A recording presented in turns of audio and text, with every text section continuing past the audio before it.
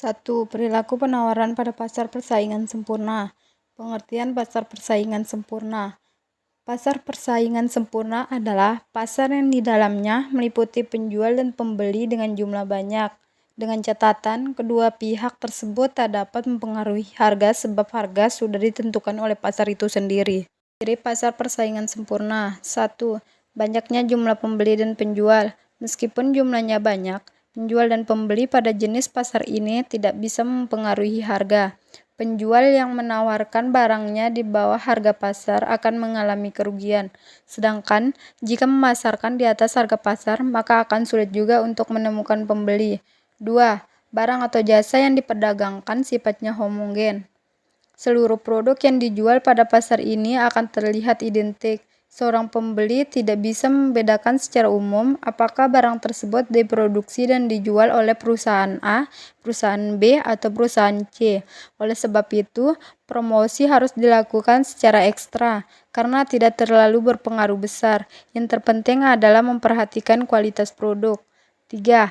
Faktor produksi bebas bergerak. Ciri selanjutnya adalah dari faktor produksi, seperti bahan baku atau tenaga kerja bebas bergerak. Mereka bebas berpindah-pindah dari satu tempat ke tempat yang lainnya yang lebih menguntungkan.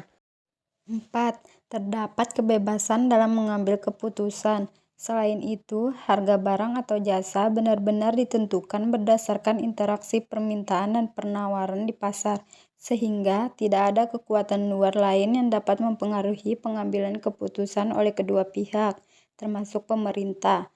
5. Penjual dan pembeli mengetahui kondisi pasar. Pembeli dan penjual pada jenis pasar ini harus mengetahui kondisi pasar dengan baik. Untuk itu, informasi pasar penting dikumpulkan dengan lengkap, supaya persaingan benar-benar sempurna. 6. Produsen bebas keluar masuk pasar. Ciri terakhir yaitu produsen atau penjual memiliki kebebasan masuk atau keluar dari pasar.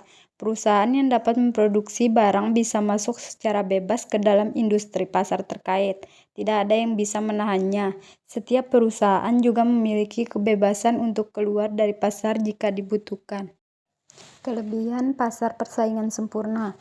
1.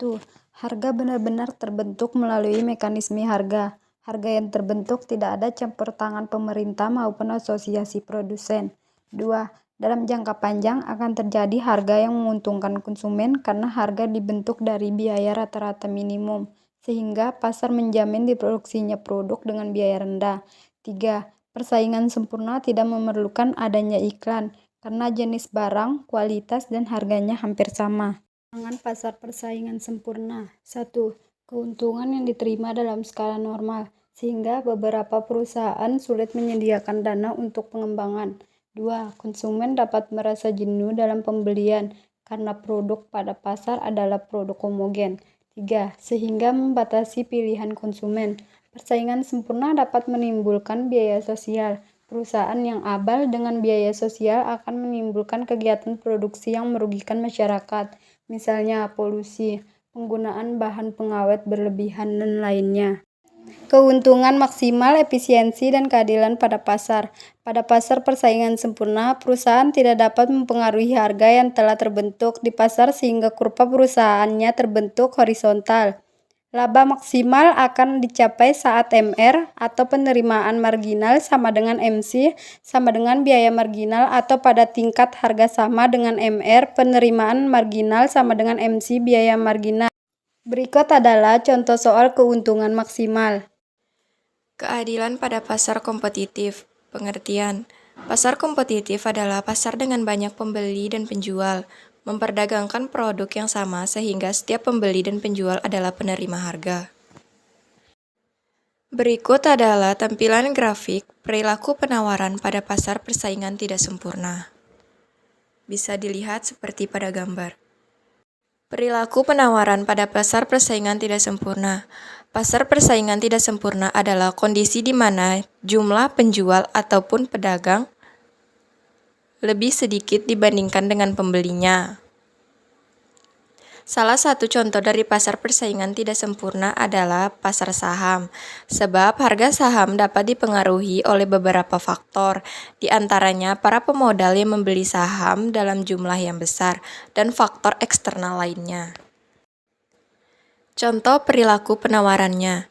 Jumlah penjual sedikit tapi banyak pembeli. Penjual berhak menentukan harga produknya sendiri. Penjual baru akan susah untuk bersaing, tidak ada produk pengganti. Materi 4. Perilaku penawaran pada pasar persaingan monopoli. Pasar monopoli adalah suatu bentuk pasar di mana sebuah penjual tunggal menguasai pasar atau monopolis, berkuasa untuk menentukan harga, dan tidak punya barang sejenis yang hampir sama. Pada pasar monopoli, tidak terdapat barang lain yang sejenis dan tidak ada pesaing bagi sebuah perusahaan. Salah satu ciri-cirinya yaitu hanya satu penjual dan banyak pembeli. Tidak ada perusahaan yang dapat membuat barang substitusi yang sempurna. Kebanyakan produknya unik yang tidak mudah ditiru oleh produk perusahaan lain. Materi 5. Perilaku penawaran pada pasar persaingan oligopoli dan monopsoni. Pasar oligopoli adalah jenis pasar dengan persaingan tidak sempurna, di mana pasar ini dikuasai oleh beberapa perusahaan tertentu. Umumnya, pasar oligopoli memiliki jumlah produsen dan konsumen yang tidak seimbang, di mana akan ada lebih banyak konsumen. Beberapa contoh pasar oligopoli adalah industri semen, industri rokok, jasa penerbangan, layanan telekomunikasi, industri kendaraan bermotor, dan masih banyak lagi.